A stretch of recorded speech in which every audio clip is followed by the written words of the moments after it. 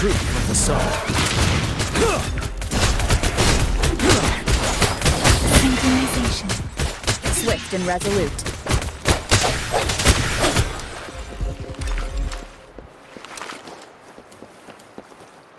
Wait, is that?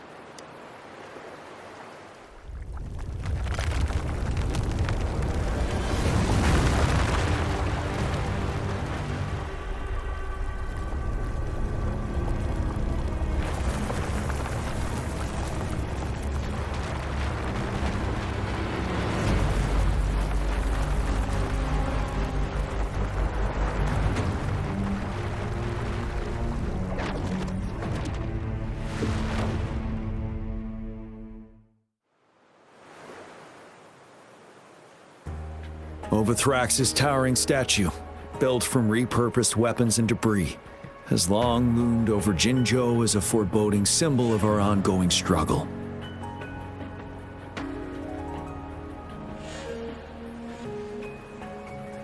We managed to gravely injure it 3 years ago, making the statue sink into the water.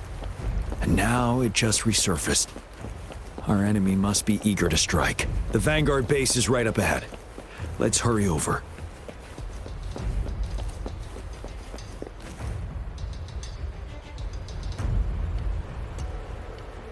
Greetings, General. Master Jianxing? Didn't know I'd be seeing you here. Jianxin recently arrived at our base with one of the supply delivery teams. She has been a great help. General, you flatter me. I've heard people comparing the Northall Barrens to a massive graveyard. Whenever it rains, cries and moans can be heard as if many ghosts are weeping.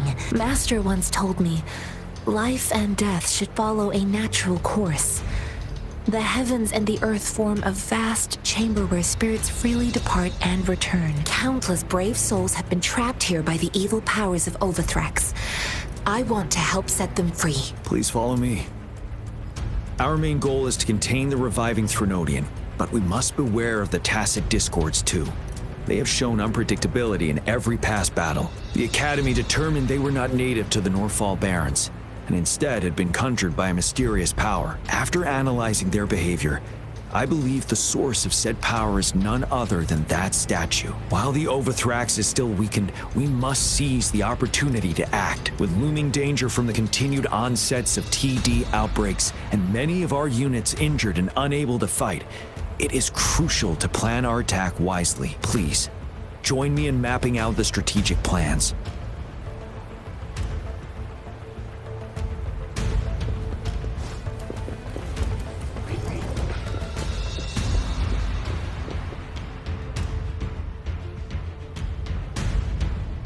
I have split all combat units into 3 factions. The ranged units team will provide fire support from afar, while the infantry team engages in close combat.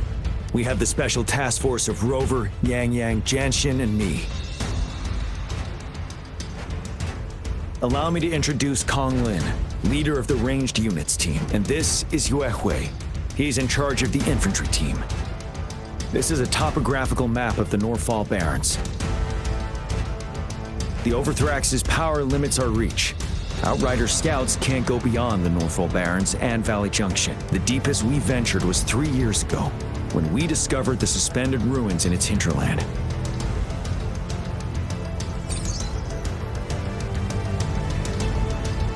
But the terrain is treacherous, narrow and flanked by high cliffs on both sides, leaving only one path for our troops to travel. On the other hand, our enemies must take the same route if they want to attack us. With the Overthrax reorganizing their frequencies and bringing them back, we will face endless waves of attacks. Every time we cut down an enemy, it gains more power. Time is of the essence. We cannot afford a prolonged battle. We must swiftly and safely get our strongest units in the heart of the battlefield, reach that statue, and take down Overthrax in time. Rover, let's plan carefully and use each team's strength to our advantage. First, our ranged units. Armed with long-range weapons, they can strike from a distance. But we need to strategize based on the terrain, topography, and enemy forces. If we manipulate the terrain to our advantage, our strikes will be more effective and cover a larger range. Where should we deploy the ranged units?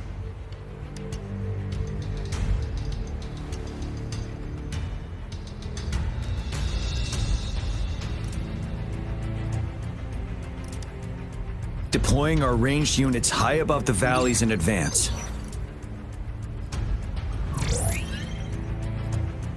This way, they'll provide cover for our close combat forces while staying safe themselves. We'll use their range advantage to the fullest. It's a smart move. Next, the infantry. They have been trained and equipped for close combat. The heart of Norfall Valley is our main battleground, where we'll fight our enemies head-on. We need to plan our attack wisely. How should the infantry engage enemy targets?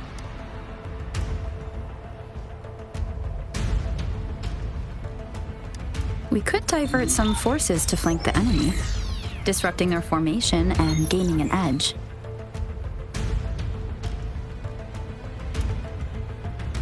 However, a successful outflank requires a wide battlefield, but the small passage of Norfall Barrens limits our options for movement.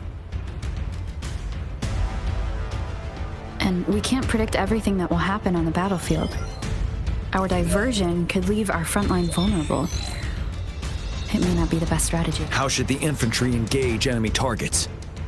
To infiltrate enemy lines, a small group of our forces will enter through the gaps in their formation and attack from the rear.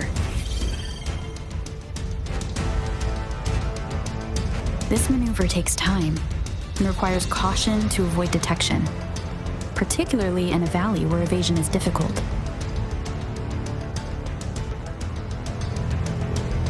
Small infiltration forces may stay hidden, but risk being overwhelmed by enemy attacks. Alternatively, diverting forces could lead to losing on the main front. We have little knowledge of what's happening behind enemy lines. Better not act rashly. How should the infantry engage now that the narrow terrain has dictated an inevitable confrontation? The infantry will attack head-on, breaking their line. Then our task force can strike where they're vulnerable. A reasonable choice. Lastly, the Special Task Force. All resonators with powerful abilities, they have superior mobility and combat skills. If the chance arises, they will be responsible for taking down the Overthrax. What should the Special Task Force do?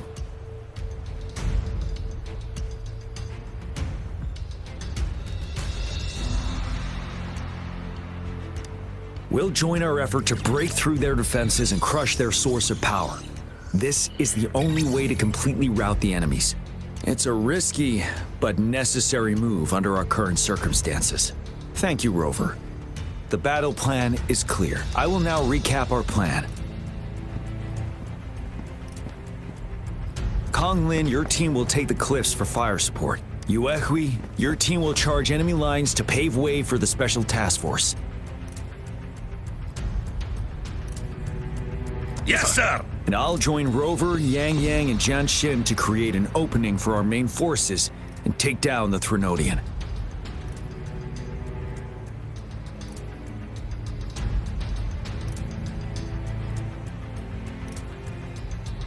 Good. Are we all clear on what to do? Our next move is to reclaim the disruptor and break through the ground wave barrier.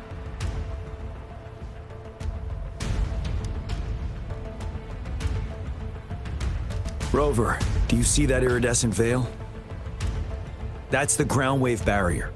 Overthrax set it up to absorb frequencies in the Norfall Barrens without interruption. One of our top priorities now is to protect the disruptor from tacit discord attacks. It's a powerful anti-Threnodian weapon from when Jinzhou was founded. We need it to break through this barrier. I'll leave it to the professional to explain the details. Greetings, General Jian. How's the preparation going on your side? We've got good news and bad news. Good news is we've established connection to the disruptor and we're ready to go. Bad news is the disruptor's electric capacitor is damaged. Simply put, it's out of power. Fortunately, there should be a backup power outlet. To use the disruptor, we'll have to repair that outlet first, then wait for a full charge. Any questions? By the way, this is a weapon of mass destruction.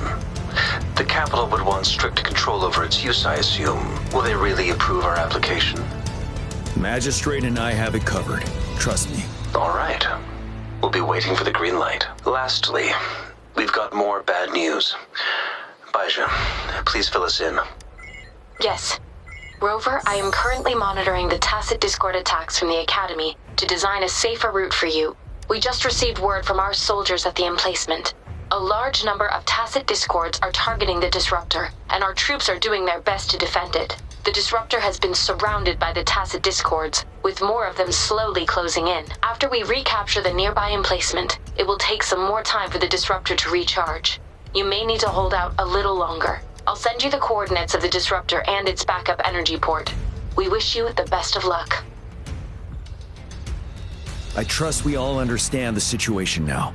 Rover, Yang, please go and secure the disruptor and fix its backup energy outlet. Jianxin, please stay and guard the base. I'll draw those tacit discords away. Let's get moving.